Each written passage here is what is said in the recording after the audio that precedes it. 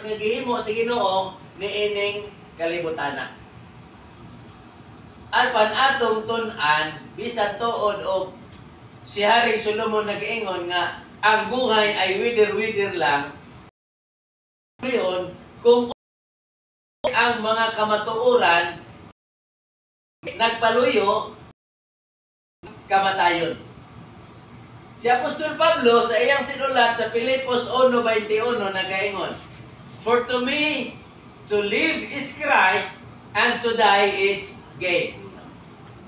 Kay alang kanako ang pag-o si Kristo o ang ganansya.